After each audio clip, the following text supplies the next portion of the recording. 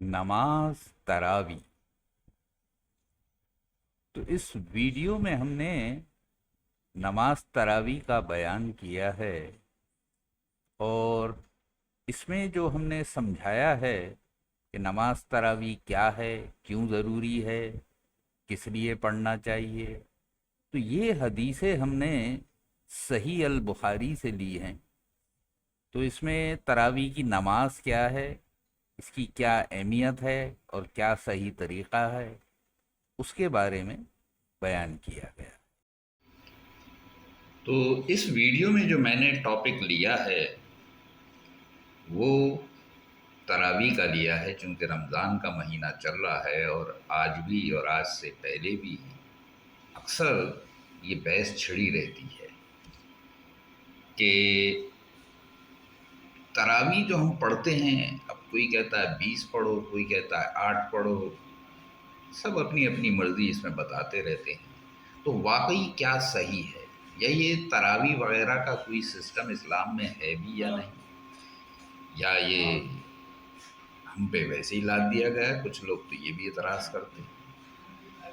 تو جو حدیثیں موجود ہیں، جیسا آپ جانتے ہی ہیں کہ صحیح البخاری جو ہے سب سے آتھینٹک حدیث ہے، تو اس لیے صحیح الحدیث سے میں نے 3 حدیثیں چھانٹی ہیں، یعنی حدیث نمبر 2009، 2010 اور 2012، اور ان کو لے کے کیا خاص بات ہمیں پتہ چلی وہ میں اس میں ڈسکس کروں گا، اور ان تینوں کی بیس پہ کیا صحیح ہے وہ نچوڑ میں اپنے حساب سے نکالوں گا۔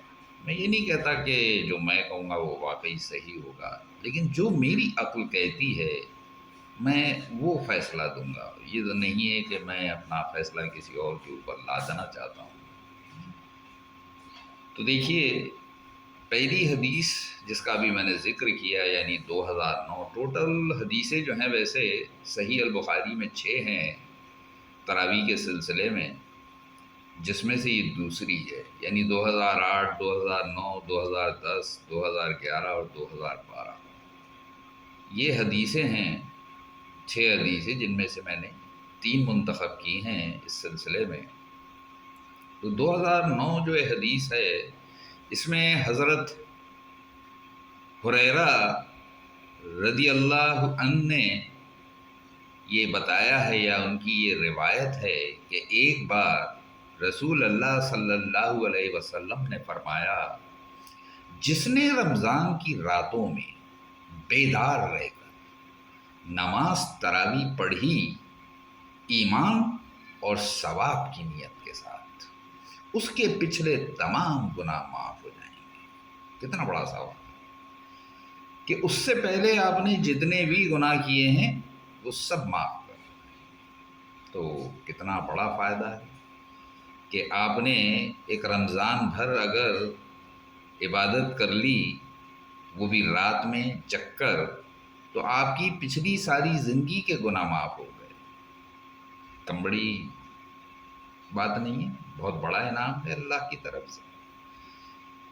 لیکن ہوا کیا کہ حضرت ابن شہاب نے بیان کیا ہے کہ پھر نبی کریم صلی اللہ علیہ وسلم کی وفات ہو گئی، اور لوگوں کا یہی حال رہا، یعنی کوئی اکیلے نماز پڑھ رہا ہے، کوئی جماعتوں سے تراویح پڑھ رہا ہے، کوئی کیسے، مطلب جس کی جیسی مرضی آئی لوگوں نے پڑھنا شروع کر دیا، جیسے عام طور پہ لوگ نفل پڑھا کرتے ہیں۔ تو اس کے بعد ابو بکر رضی اللہ عنہ کے دور خلافت میں اور حضرت عمر رضی اللہ عنہ کے ابتدائی دور خلافت میں بھی ایسا ہی چلتا رہا، یعنی یہ سلسلہ حضرت عمر کے سمجھ لیجیے شروع کے دور تک ایسے ہی چلا۔ اب اس کے بعد ایک اور حدیث میں ذکر کروں گا، تو یہ حدیث ہے 2010۔ تو یہ حدیث جو ہے یہ حضرت عبد الرحمن بن عبد القاری کی روایت ہے، یعنی ان سے یہ ہمیں پتہ چلا تھا، اور انہوں نے یہ بتایا کہ میں عمر بن خطاب رضی اللہ عنہ کے ساتھ رمضان کی ایک رات کو مسجد میں گیا۔ سب لوگ متفرق اور منتشر تھے، یعنی بکھرے ہوئے تھے، کوئی کیسے بھی کر رہا تھا، کوئی کیسے کر رہا تھا، کوئی اکیلے نماز پڑھ رہا تھا اور کچھ کسی کے پیچھے کھڑے ہوئے تھے۔ اس پر عمر رضی اللہ عنہ نے فرمایا، میرا خیال ہے اگر میں تمام لوگوں کو ایک قاری کے پیچھے جمع کر دوں تو زیادہ اچھا ہوگا۔ چنانچہ آپ نے یہی ٹھان کر ابی بن کعب رضی اللہ عنہ کو ان کا امام بنا دیا۔ پھر ایک رات جو میں ان کے ساتھ نکلا تو دیکھا کہ لوگ اپنے امام کے پیچھے نماز تراویح پڑھ رہے ہیں۔ عمر رضی اللہ عنہ نے فرمایا، یہ نیا طریقہ بہتر اور مناسب ہے، اور رات کا وہ حصہ جس میں یہ لوگ سو جاتے ہیں اس حصے سے بہتر اور افضل ہے جس میں یہ نماز پڑھتے ہیں۔ آپ کی مراد رات کے آخری حصے کی فضیلت سے تھی، کیونکہ لوگ یہ نماز رات کے شروع ہی میں پڑھتے تھے۔ تو تیسری حدیث یعنی البخاری کی حدیث نمبر 2012، تو یہ حضرت عائشہ رضی اللہ عنہ کی روایت ہے، یعنی ان سے ہمیں پتہ چلا تھا۔ تو انہوں نے بتایا کہ رسول اللہ صلی اللہ علیہ وسلم ایک مرتبہ رمضان کی نصف شب میں یعنی آدھی رات مسجد تشریف لے گئے اور وہاں تراویح کی نماز پڑھی۔ کچھ صحابہ رضی اللہ عنہ بھی آپ کے ساتھ نماز میں شریک ہو گئے۔ صبح ہوئی تو انہوں نے اس کا چرچا کیا، چنانچہ دوسری رات میں لوگ پہلے سے بھی زیادہ جمع ہو گئے اور آپ کے ساتھ نماز پڑھی۔ دوسری صبح کو اور زیادہ چرچا ہوا اور تیسری رات اس سے بھی زیادہ لوگ جمع ہو گئے۔ آپ نے اس رات بھی نماز پڑھی اور لوگوں نے آپ صلی اللہ علیہ وسلم کی اقتدا کی۔ چوتھی رات کو یہ عالم تھا کہ مسجد میں نماز پڑھنے آنے والوں کے لیے جگہ بھی باقی نہیں رہ گئی تھی، لیکن اس رات آپ تشریف نہیں لائے، بلکہ صبح کی نماز کے لیے باہر تشریف لائے۔ جب نماز پڑھ لی تو لوگوں کی طرف متوجہ ہو کر شہادت کے بعد فرمایا، اما بعد، تمہارے یہاں جمع ہونے کا مجھے علم تھا، لیکن مجھے خوف اس بات کا ہوا کہ کہیں یہ نماز تم پر فرض نہ ہو کر رکھ دی جائے اور پھر تم اس کی ادائیگی سے عاجز ہو جاؤ۔ یعنی ظاہر ہے کہ ہمارے حضور صلی اللہ علیہ وسلم نے تو جو کام پابندی سے کیا تو وہ ہمارے لیے ضروری ہو گیا، خاص طور سے جہاں تک نماز کا سوال ہے۔ اگر جماعت کے ساتھ پڑھا دی تو جماعت تو فرض نماز کی پڑھائی جاتی ہے، تو اس لیے ان کے دل میں خیال آیا کہ اتنی بڑی تعداد میں آج تو یہ لوگ پڑھ رہے ہیں، یہ اللہ کی طرف سے فرض نہ ہو جائے، اور اگر فرض ہو گئی تو کیا ہوگا کہ انہیں خوف اس بات کا ہوا کہ کہیں یہ نماز تم پر فرض نہ کر دی جائے اور پھر تم اس کی ادائیگی سے عاجز ہو جاؤ۔ چنانچہ جب نبی کریم صلی اللہ علیہ وسلم کی وفات ہوئی تو یہی کیفیت قائم رہی۔ تو دیکھیے یہاں پہ تین باتیں نکل کے آئیں۔ ایک تو یہ کہ نماز اگر آپ رمضان کی راتوں میں جگ کر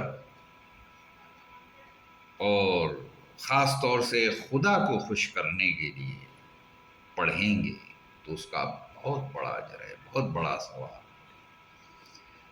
ہاں، نیت پہ سارا دار و مدار ہے اسلام میں، یعنی آپ پورے خلوص سے، پورے اخلاص سے اور صرف اللہ کی رضا کے لیے پڑھ رہے ہیں، چونکہ اسلام میں نیت پہ ہی سارا دار و مدار ہے۔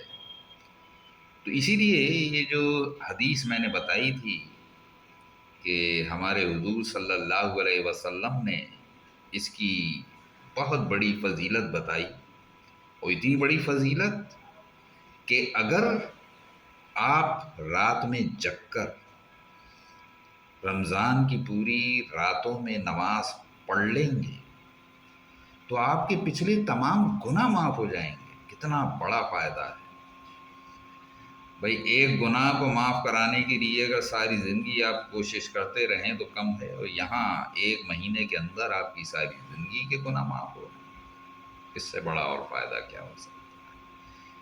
تو اس سے نتیجہ تو یہ نکلتا ہے کہ رات میں عبادت کرنے سے واقعی بہت بڑا فائدہ ہے۔ رمضان بھر اگر آپ جگ کر رات میں نماز پڑھیں گے، اور دوسری بات جو روایت ہے اس میں یہ خاص طور سے دیا ہے کہ وہ آدھی رات کو اٹھ کے گئے تھے، تو یہ نہ آخری رات ہے نہ شروع کی رات ہے، بیچ رات ہے۔ بیچ رات میں یعنی جگ کر اگر آپ پڑھیں گے تو اس کا سب سے زیادہ فائدہ ہے۔ لیکن آج ہم لوگوں نے کیا کیا ہے، اس کا ایک مذاق بنا لیا ہے۔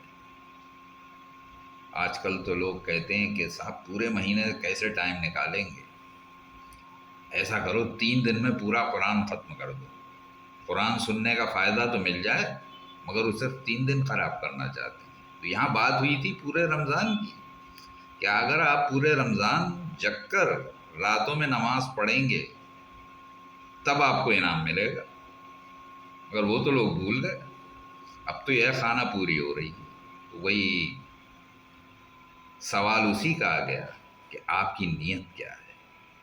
تو ہمیں اپنی نیت جو ہے وہ درست کرنا ہوگی، اس کو وبال کی طرح نہیں، دل سے پڑھنا ہوگا۔ اگر ہم دل سے پڑھیں گے تو واقعی ہمارے گناہ معاف ہو جائیں گے۔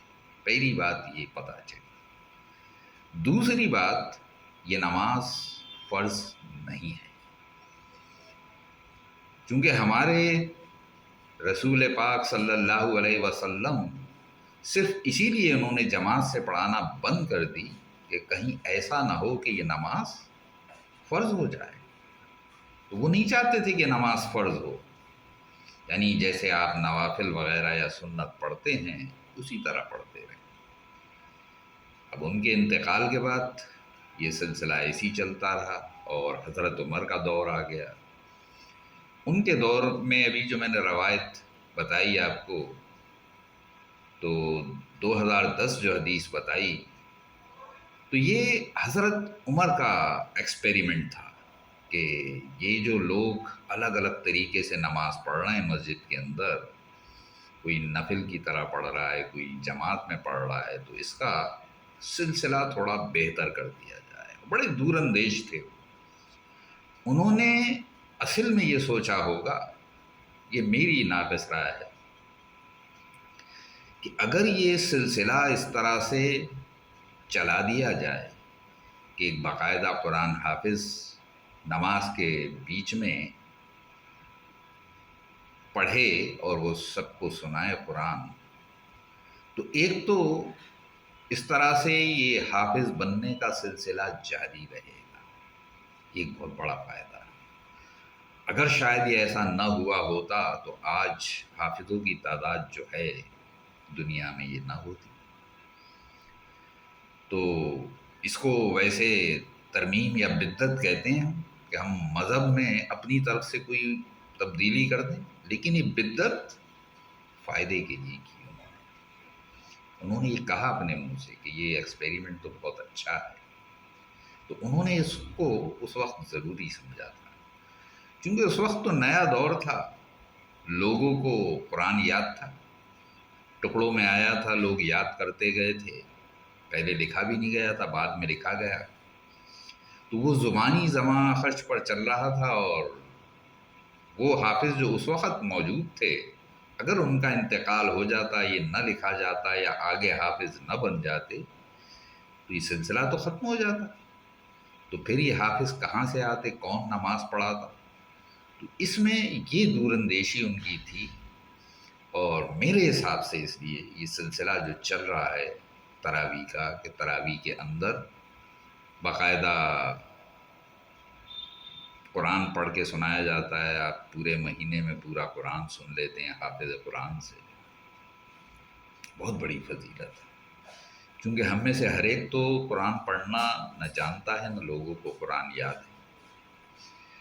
तो एक जानकार से, बहुत से लोग पढ़ना भी नहीं जानते, तो कम से कम सुन के उनको ये भी पता चल जाता है कि कुरान कैसे पढ़ा जाता है, कैसे उसकी क़िरात होती है, और वाकई कुरान क्या है। तो ये बहुत बड़ा फ़ायदा है, और मेरे ख़्याल से ये सिलसिला इसी तरह जारी रहना चाहिए, ताकि ये हाफिज़ बनने का जो सिलसिला है ये भी जारी रहे। वरना अगर ये ज़ुबानी इस तरह से नमाज में न सुनाया जाए, तो आप सोचिए लोगों का इंटरेस्ट कम हो जाएगा। अभी तो ज़ुबानी, चूंकि नमाज के बीच में, उस टाइम तो वेरीफाई नहीं कर सकते ना, तो उनको ज़्यादा कॉन्फिडेंस से याद करना होता है। हालांकि लुक़मा देने वाले पीछे खड़े होते हैं, मगर वो तो दो चार जगह ही दे सकते हैं, मुस्तकिल तो कोई बता नहीं सकता। तो वाकई जो पढ़ने वाले हैं उन्हें भी अच्छी तरह याद होना चाहिए, और सुनने वाले को भी। तो दो हाफिज़ एक मस्जिद में तैयार हो जाते हैं, यानी हर मस्जिद के हिसाब से दो हाफिज़ पूरे दुनिया में तैयार हो रहे हैं। ये कम बड़ी बात नहीं। तो इसका बहुत बड़ा फ़ायदा है, इसलिए मेरा ख्याल ये है कि तरावी का ये सिलसिला इसी तरह जारी रहना चाहिए, और हमें कोशिश करना चाहिए कि हम इसे शॉर्टकट में पूरा न करें। जैसे बाकायदा पूरे रमज़ान की हिदायत थी कि पूरे रमज़ान आप बेदार रहकर अगर रातों में इबादत करेंगे तब आपके गुनाह माफ़ होंगे, उसको हमें ध्यान में रखना चाहिए, तभी हमें इसका पूरा फ़ायदा होगा। शुक्रिया। अल्लाह हाफ़िज़। सब्र इस्लामिक फाउंडेशन। अगर आपको हमारा चैनल पसंद आए तो प्लीज सब्सक्राइब कीजिए, लाइक कीजिए और बेल आइकन दबाना ना भूलें। तो आपको हमारा वीडियो जैसा भी लगे, वो अपने कमेंट आप कमेंट कॉलम में ज़रूर दीजिए, ताकि हमें पता चले कि हम कैसा काम कर रहे हैं, जो उसमें कमी हो उसे हम दूर कर सकें।